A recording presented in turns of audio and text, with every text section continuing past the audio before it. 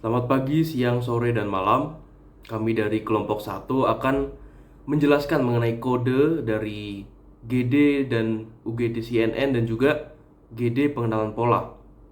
Perkenalkan, nama saya Gabriel Nicholas Nathaniel Siotang dengan NPM 230712312. Berikut penjelasan kami.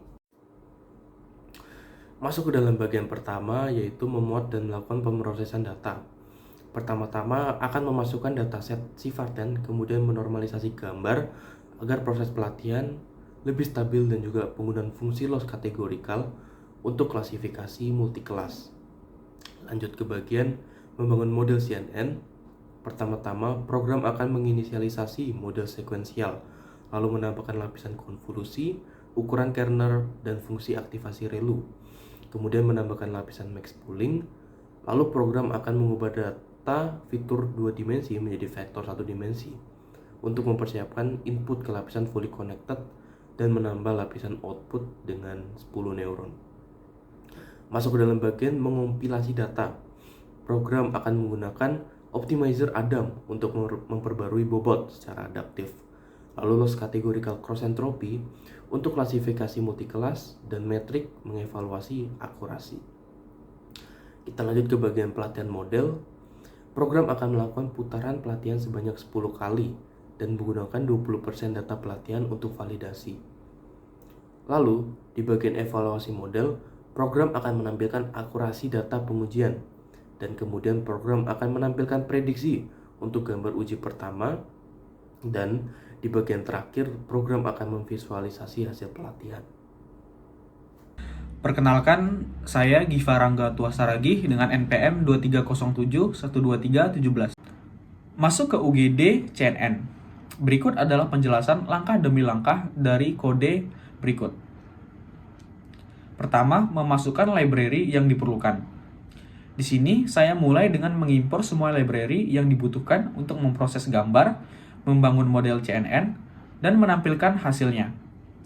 Pada langkah kedua, yaitu memasukkan file dataset ke dalam program.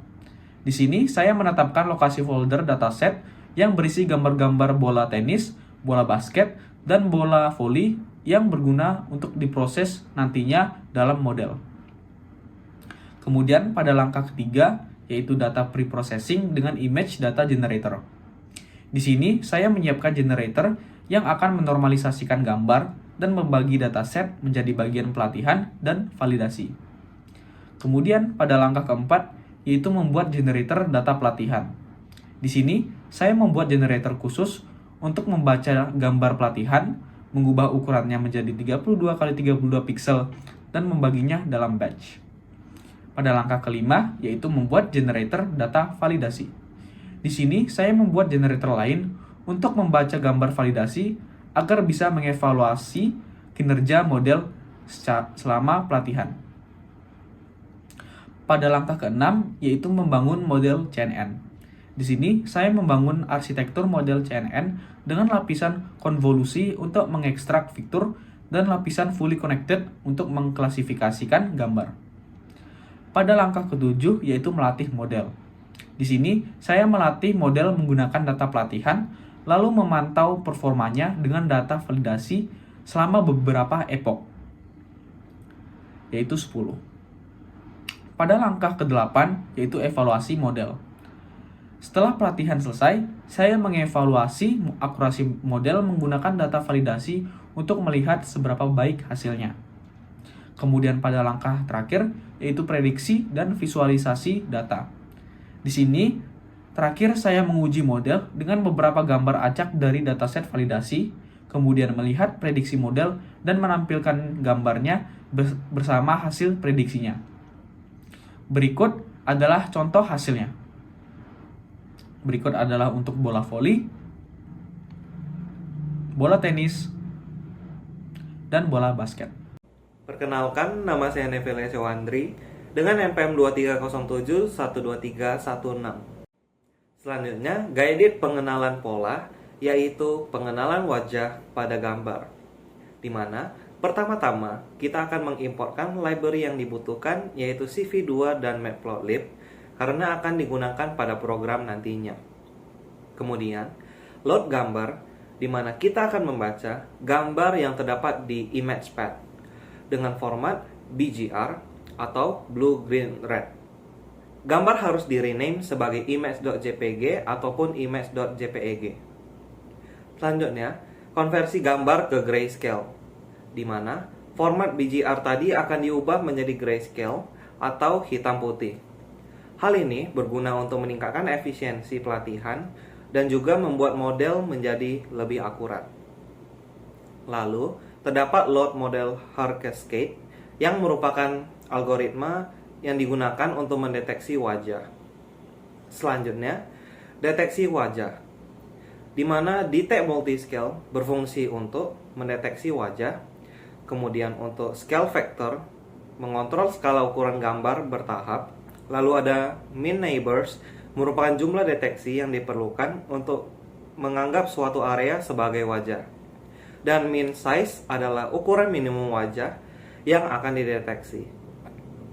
Langkah selanjutnya adalah gambar bounding, di mana gambar bounding sebagai acuan deteksi wajah box melalui CV2.rectangle dengan parameter X dan Y sebagai koordinat pojok kiri atas kotak, W dan H adalah lebar dan tinggi dari kotak, serta kode RGB untuk 02550 akan menghasilkan warna hijau, kemudian ketebalannya adalah 4. Lalu, kita perlu mengonversi BGR tadi ke RGB melalui CV2.CVT color.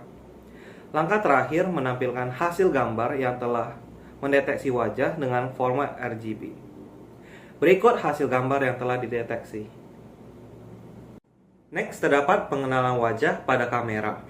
Pertama-tama, kita akan mengimpor library CV2 serta NumPy karena akan digunakan pada program nantinya. Selanjutnya, muat model SSD, di mana deploy pro to txt adalah file yang mendefinisikan arsitektur jaringan untuk mendeteksi wajah menggunakan SSD. Untuk isi dari wedge file, itu berisi file binary bobot model yang telah dilatih untuk mendeteksi wajah pada dataset tertentu. Selanjutnya, instalasi webcam. Fungsi dari CV2.video capture 0 membuka koneksi ke webcam untuk menangkap video secara real time. Angka 0 dalam parameter menunjukkan kamera default pada device yang digunakan. Selanjutnya, fungsi deteksi wajah. CV2.DNN block from image digunakan untuk membuat blok dari frame.